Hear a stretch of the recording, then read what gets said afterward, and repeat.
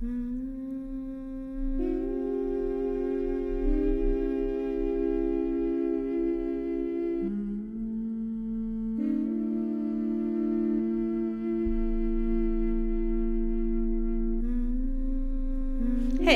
I'm Miss Jackie. I'm a black woman with long black twists, currently half up, half down. I'm wearing a green shirt, blue jeans and white trainers. I'm an artist who has worked with Ellie Cart. I was also one of the collaborators on the sensory show Space to Be. Welcome to the Ellie Cart building where the shows get made. This is one of 3 videos linked to the report, Being With in Sensory Theatre, that came from Ellie Cart's researcher residency. The aim of the researcher in residency project is for Ellie Cart to learn from people who have different perspectives to make their work better, to have space to grapple with uncomfortable questions that arise in the making of their work. Let me introduce you to Dr. Jill Goodwin, the researcher who worked with Ellie Cart from 2020 to 2022. Hello, I'm Jill Goodwin and I'm a middle-aged white woman with short grey hair, and today I'm wearing a pink and yellow checkered top and white jeans.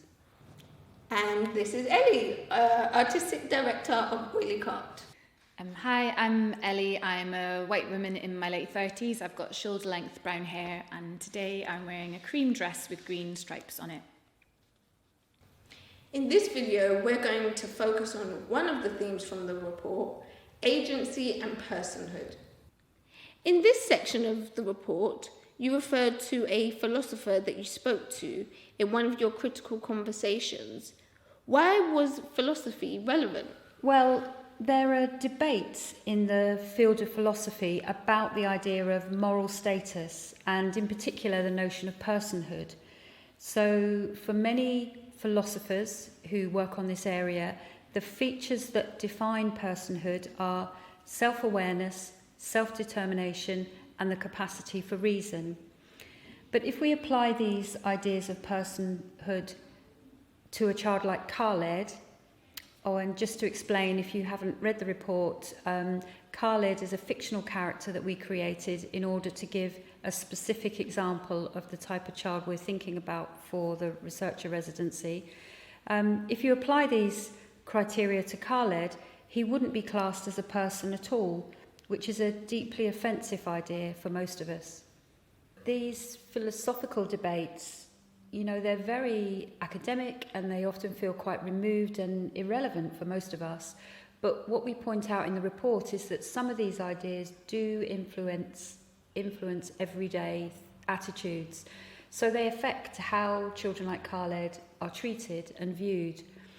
So, for example, just to give an example of this, in the report we refer to the do not resuscitate notices that were given to many cognitively disabled people during the first wave of the pandemic.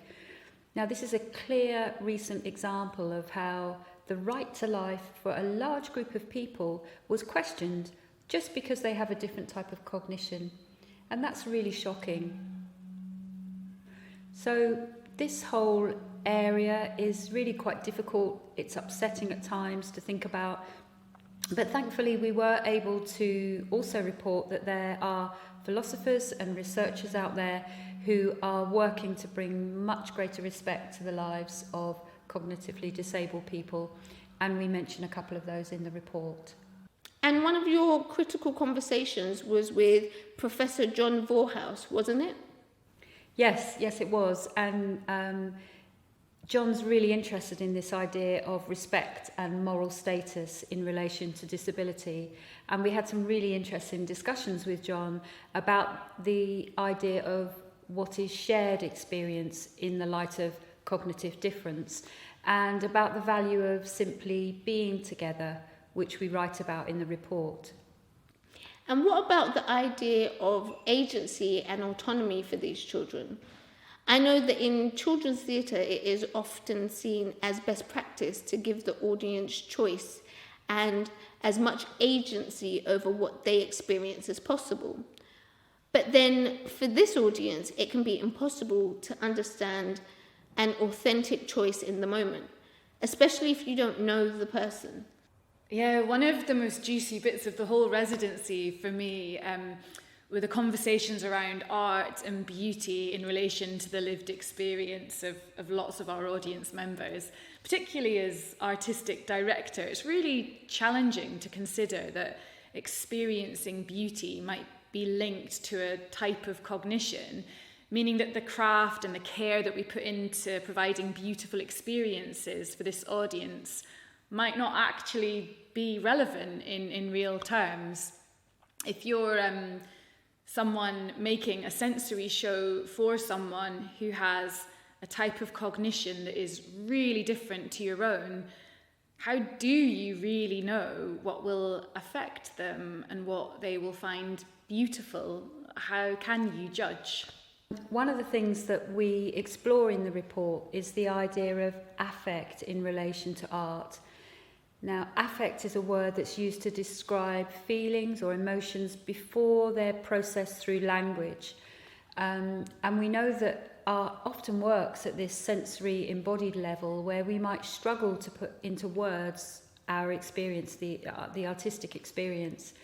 So if we can understand the power of the arts on this affective level, then we can see that they're intrinsically accessible regardless of cognitive ability.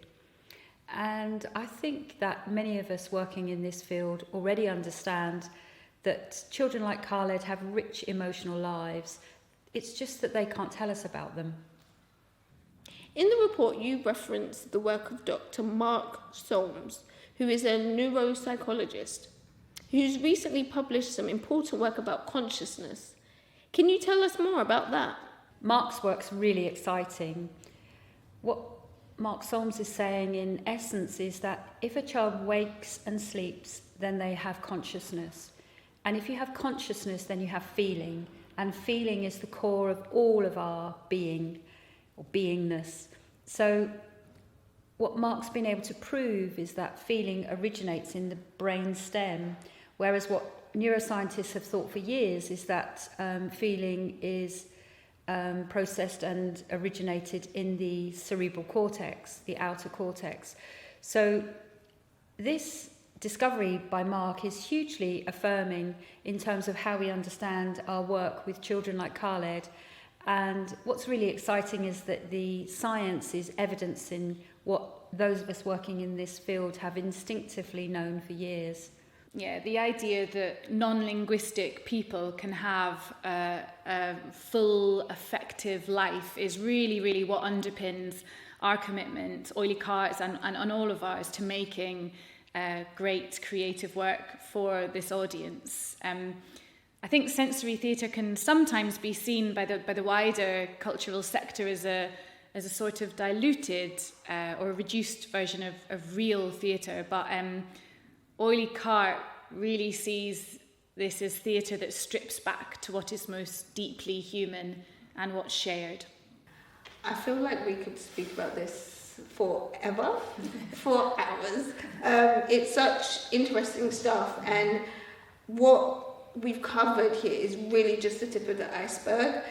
So, to get the full depth and richness of the thinking around this, please check out the Be With in Sensory Theatre report. You can access this on the Ellie Cart website, www.elliecart.org.uk. The next video focuses on the role of the supporting adult.